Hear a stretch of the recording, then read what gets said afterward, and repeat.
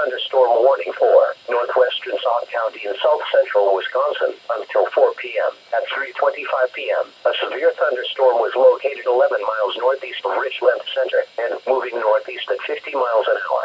Hazard, quarter-size hail wind, 60 miles an hour wind gusts. Source, radar indicated.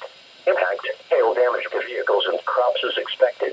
Expect wind damage to roofs, siding and trees. The severe thunderstorm will be near Reedsburg around 3:40 p.m. Other locations impacted by the severe thunderstorm include Ironton and Laval. A tornado watch remains in effect for the warned area.